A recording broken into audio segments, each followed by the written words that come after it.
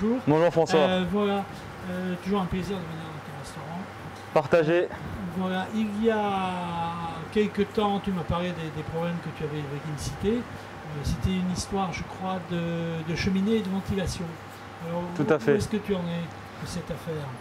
Eh bien écoute, aujourd'hui, Incité n'a pas réagi en ne faisant juste qu'un seul courrier, en nous disant que voilà, ce n'était pas de leur fait.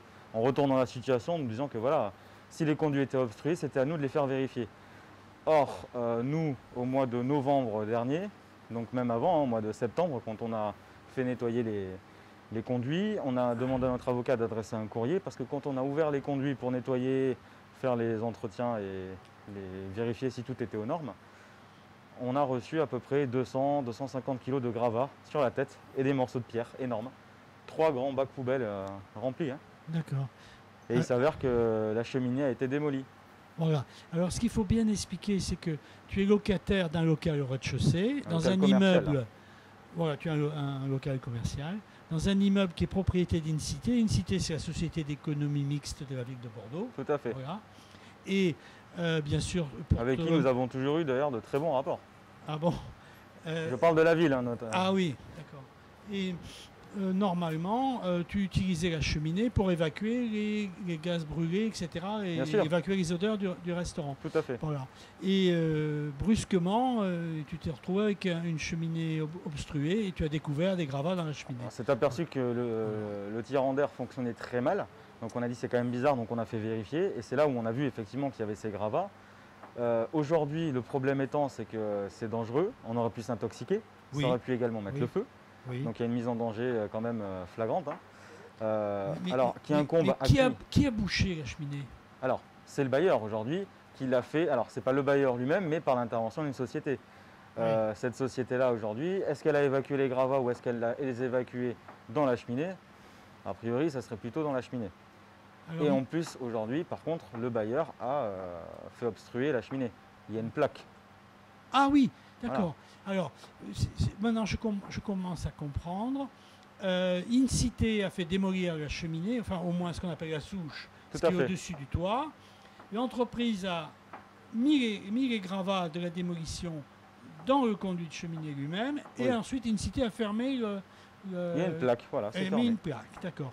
Donc en fait, ils t'ont privé de la jouissance de la cheminée dont tu avais la jouissance par ta location. Bien sûr. En plus, ils ont créé un danger, voilà, puisqu'ils ne t'ont pas prévenu qu'ils fermaient la cheminée dont tu avais l'usage finalement. Totalement. Depuis 1984, on est là et il n'y a jamais eu un seul problème d'évacuation de graisse ou quoi que ce soit. Ah oui. Jamais.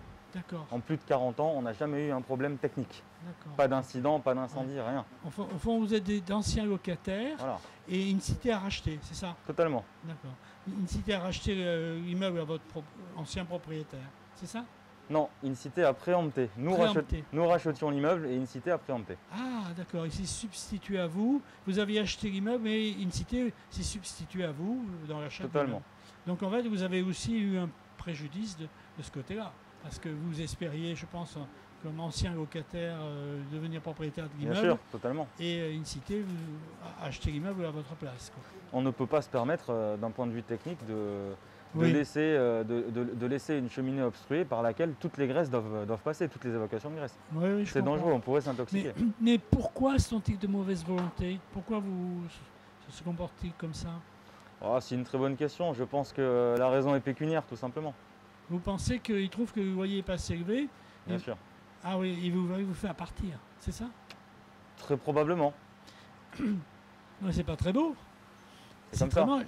Et c'est la mairie de Bordeaux qui est derrière ça. Donc en gros, la mairie de Bordeaux essaie de faire expulser un locataire parce qu'elle trouve que le loyer qu'il lui paye n'est pas assez élevé. Potentiellement, on peut dire ça, alors que pourtant, monsieur le maire à l'époque, Alain Juppé, nous avait adressé un courrier dans lequel il nous rassurait, il rassurait mes parents en disant vous êtes chez vous, ne vous inquiétez pas et vous pourrez continuer autant que faire se peut cette activité. Incité s'engage à vous maintenir dans ces locaux pour une exploitation commerciale. Alors, ça fait combien de temps que vous avez signalé à Incité qu'ils avaient bouché votre cheminée? Parce que je me souviens avoir vu l'échafaudage en novembre dernier, donc il y a un an.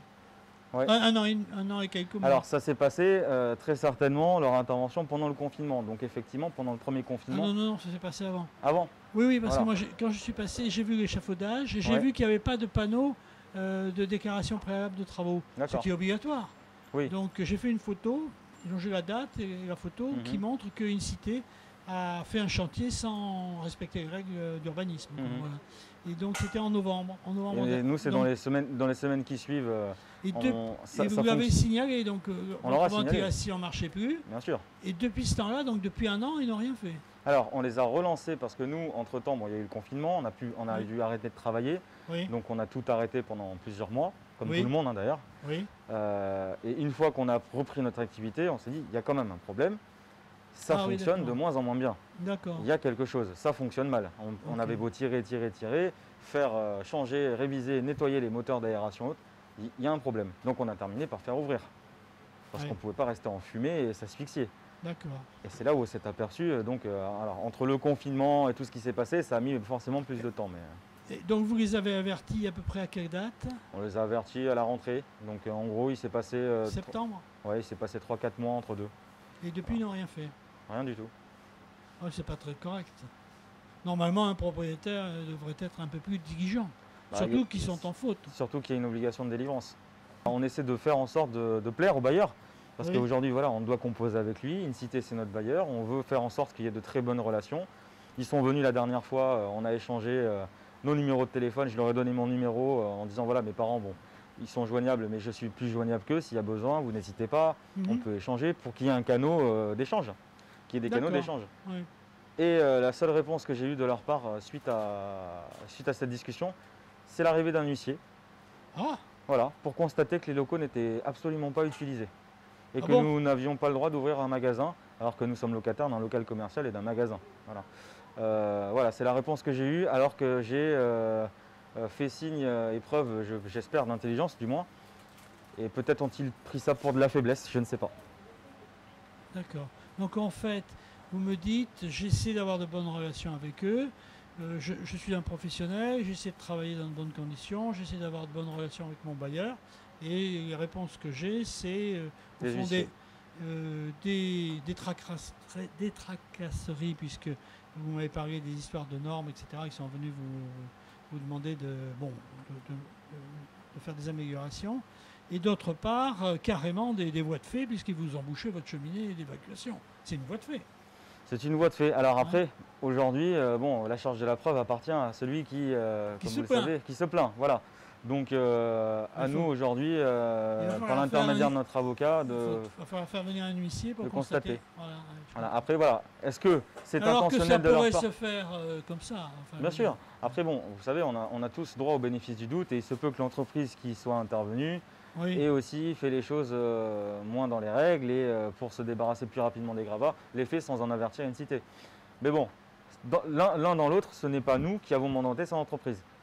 Donc celui ou celle qui a mandaté cette entreprise ils ont une obligation de surveillance des gens qui donnent des ordres. Voilà.